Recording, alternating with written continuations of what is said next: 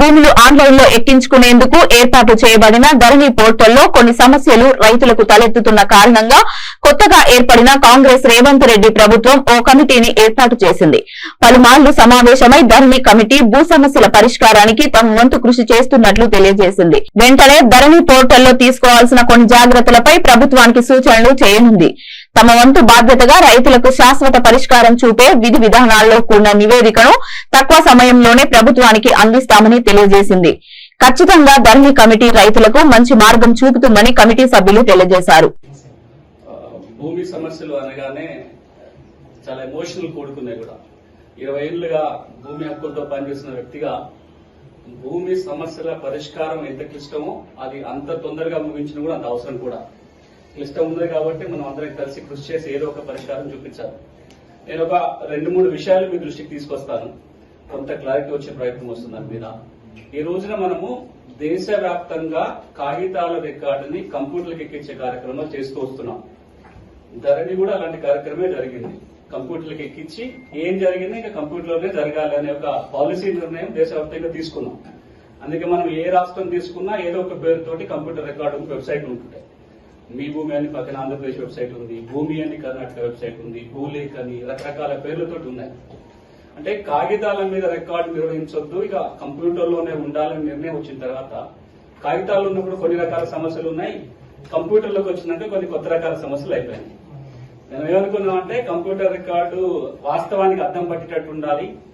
జమాబందీ జరిగితే కాగితాల మీద రికార్డు ఉంటే సంవత్సరానికి ఒకసారి రికార్డు మారుతుంది, కానీ కంప్యూటర్లు ఉంటే ఏ సెకండ్ ఆ సెకండ్ రికార్డు మారిపోతుంది, భద్రత ఉంటుంది, ట్రాన్సాక్షన్స్ అవుతాయి. ఇన్ని రకాల ఆలోచనతోటి కంప్యూటరైజేషన్ ఎప్పటి నుంచో మొదలు చేసుకుంటూ వస్తున్నాం. మీకు విషయం గుర్తు చేస్తాను. భారతదేశంలో కంప్యూటర్ రికార్డులు మొదలు పెట్టినప్పుడు ఒక పైలట్ గా తీసుకున్న మొట్టమొదటి జిల్లా రంగారెడ్డి జిల్లా. 80s లో 80 దశకంలోనే రంగారెడ్డి జిల్లా కంప్యూటర్ రికార్డుకి ఒక పైలట్ ప్రాజెక్ట్. 2004-2005లో మనం చాలా రికార్డ్స్ డిజిటలైజేషన్ చేసినాం, స్కానింగ్ చేసి తీసుకొచ్చి పెట్టుకున్నాం. ఇదంతా ఎందుకు అంటున్నానంటే ఈ రోజున ఒక దశకు వచ్చింది. ఈ రోజున ఒక దశకు ఏమొచ్చిందంటే దాదాపుగా అన్ని రాష్ట్రాల కంప్యూటర్లు వచ్చినాయి, కానీ చాలా కొత్త సమస్యలు సృష్టించినాయి. మన అందరి ముందున్న బాధ్యత ఏంటంటే కంప్యూటర్ రికార్డు సమస్య తీర్చాలి, కానీ కొత్త సమస్యలు సృష్టించకూడదు. మనకి ఈ రోజున గ్రామాల్లో పోతే నేనంత గ్రామాల్లో తిరుగుతున్న వాళ్ళు 20 ఏళ్లుగా భూముల మీద పనిచేస్తున్న వ్యక్తిగా మీకు అందరికి ఇంకా బాగా తెలుసు. ఈ రోజున ఊళ్ళల్లో 100 మందికి ఏవో గ్రీవెన్స్లు ఉన్నాయి. ధరణికి సంబంధించి నిషేధ జాబితాలు చేరిపోయినాను, భూమి తక్కువ వచ్చిందను, అసలు పాస్ పుస్తకమే రాలేదను, రకరకాలే. అది లెక్క పెట్టుకుంటూ పోతే నేను కమిటీలో సభ్యుడిగా కాకుండా విడిగా మాట్లాడాల్సి కూడా చాలా సందర్భాలు మీ దృష్టికి తీసుకొచ్చిన ఎన్ని రకాల భూమి సమస్యలు ఉన్నాయని. సో కమిటీ ఈ రోజు పెద్దలు చెప్పినట్టుగా ఆ అన్ని సమస్యలన్నీ కొంచెం కూలంకషంగా చూసే ప్రయత్నం జరుగుతుంది. 3 రోజులుగా సమస్య అర్థం చేసుకోవటం వేరు, సమస్య ఎందుకు ఉత్పన్నమవుతుందో కూడా చూడాలి. సిస్టంలో ప్రాబ్లం ఉందా, చట్టాలలో ప్రాబ్లం ఉందా, ఇంకేమైనా ప్రాబ్లం ఉందా, ఇవన్నీ చూడాలి. ఒక ప్రయత్నం అయితే కమిటీ చేయదలుచుకుంది ఏంటంటే కంప్యూటర్ రికార్డు వాస్తవానికి అర్థం పట్టేలాగా ఉండాలంటే ఏం చేయాలి? భూమి ఉన్న వాళ్ళ పేర్లే కంప్యూటర్లో కనపడాలి. ట్రాన్సాక్షన్ చాలా సులభం కావాలి. ఇంతకుముందు పెద్దలు అన్నట్టుగా ఒక ట్రాన్సాక్షన్ జరిగితే దానికి ఒక అథెంటిసిటీ ఉండాలి, తప్పులు జరగకుండా ఉండే ప్రయత్నం జరగాలి.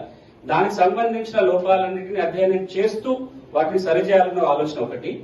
రెండోది, భూమి ఎప్పుడన్నా ఒక సాఫ్ట్వేర్ సొల్యూషన్ మాత్రమే కాదు, దానికి సంబంధించిన చట్టాలు నియమాలు కూడా ఉండాలి. ధరణి అనేది 6 చట్ట పరిధిలో వచ్చింది. కొత్త చట్టం 2020లో ఒక చట్టం చేసుకుని 71 చట్టాన్ని తీసి 2020లో కొత్త record of rights act, Telangana rights in land and pattadar passbooks act పేరుతోటి పట్టాదార్ పాస్బుక్ చట్టం కింద ఇవన్నీ జరుగుతున్నాయి. ఇప్పుడు ఇంకో అంశం కూడా కమిటీ చూడాల్సింది ఏంటంటే ఈ చట్టాలలో ఏమైనా ఇంకా మార్పులు కావాలా, నియమాలలో ఏమైనా మార్పులు కావాలా, ఉత్తర్వులు ఇంకా మార్చుకోవాలి కూడా చూడాలి, చట్టబద్ధత కూడా చూడాలి. దీని అంశాన్ని కూడా ఆలోచిస్తాము. మూడోది ఏంటంటే ధరణి మీద చాలా కేసులు ఈ రోజున గౌరవ హైకోర్టులు కూడా పెండింగ్ లో ఉన్నాయి. ధరణి మీద పెండింగ్ లో ఉన్నాయి. ధరణి సమస్యలతో చాలా మంది పోయిన వాళ్ళు ఉన్నారు. కాబట్టి అక్కడ కోర్టులు ఏం చెప్తున్నాయి, ఎట్లాంటి తీర్పులు ఇచ్చినాయి, కోర్టు తీర్పులు కూడా మనం అమలు చేసేటట్టుగా ఉండాలి. కోర్టు ధరణి మీద తీర్పులు ఇస్తూ కొన్ని అబ్జర్వేషన్ చెప్పింది, కొన్ని ఆదేశాలు ఇచ్చింది, వాటన్నింటినీ పరిగణలోకి తీసుకోవాలి. ఇక మరో అంశం, ఇంతకుముందు పెద్దలు చెప్పారు, ఈ కమిటీ ధరణికే పరిమితం అవుతుందా, ఇంకేమైనా చూస్తారా అంటే ధరణి ఒక రికార్డు. దేశం అంతా ఏమంటుందంటే భూములకు సంబంధించి ఈ రికార్డు ఉండొద్దు, ఒక సింగిల్ రికార్డు గా తయారు చేసుకోవాలనే దశలో వచ్చిన ఇవన్నీ. రాబోయే రోజుల్లో ఈ రికార్డింగ్ ఒకే రికార్డుగా మిగిలిపోయే సందర్భంలో ఈ రికార్డుని మనం ఎంత పకడ్బందీగా నిర్వహించుకోగలిగితే, ఎంత మంచిగా చేసుకోగలిగితే మిగతా సమస్యలు కూడా తీరుతాయి.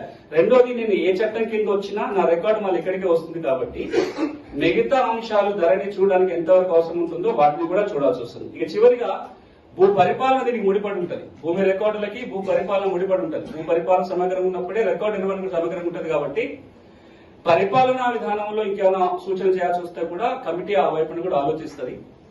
కేవలం ఇక్కడ కమిటీలో ఉన్న 5 మంది సభ్యులే కాకుండా ఇంతకుముందు వారు రేవంత్ పీటర్ గారు చెప్పారు కూడా, దీని మీద అవగాహన ఉన్న వాళ్ళందరితో సంప్రదించే ప్రయత్నం, మళ్ళీ గ్రాస్ రూట్ కి వెళ్లి అర్థం చేసుకునే ప్రయత్నం, అన్ని వైపుల నుంచి పూర్తి అభిప్రాయ సేకరణ వీలైనంతగా తీసుకొని వాటి ఆధారంగా ప్రభుత్వానికి కొన్ని సలహాలు సూచనలు ఏం చేయాలో చెప్పటం. కమిటీ అమలు చేయడం కాదు కదా, ప్రభుత్వానికి ఒక నివేదిక వెళ్తుంది. ఆ నివేదిక పరంగా ప్రభుత్వం చర్యలు తీసుకోవాల్సి వస్తుంది.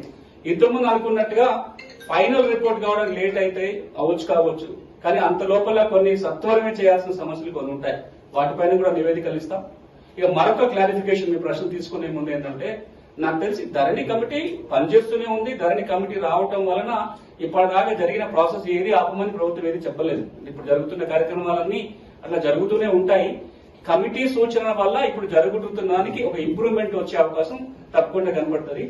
చివరిగా, భూమి ఉండి రికార్డు కనుక చేతిలో లేకపోతే, సరైన కాగితం లేకపోయినా, రికార్డుల సరిగా లేకపోయినా రైతుకు జరిగే నష్టం చాలా ఎక్కువ ఉంటుంది. అది కాదలేని సత్యం. నా భూమి నాకే ఉంది, ఎక్కడ పోలేదు, కానీ నా భూమి ఉన్నట్టుగా కనుక రికార్డు లేకపోతే నేను చాలా విధాలుగా నష్టపోవాల్సి వస్తుంది. కాబట్టి తెలంగాణ రాష్ట్ర ప్రభుత్వం కూడా నాకు తెలిసినంతకాలం చాలా ప్రాధాన్యత అంశంగా తీసుకుంది. దీన్ని కమిటీకి కావాల్సిన అన్ని సపోర్ట్ ఇస్తున్నారు. ఏం కావాలన్నా వెంటనే చేసే ప్రయత్నం జరుగుతుంది. అతి త్వరలోనే మా వైపు నుంచి మీ అందరి సహకారంతో ఒక మంచి నివేదికని, అది ఇంప్లిమెంట్ చేయగలిగే ఒక మంచి నివేదికని ప్రభుత్వానికి ఇవ్వాలని ఒక దృఢ సంకల్పంతో మేమంతా పనిచేస్తున్నాం. Thank you.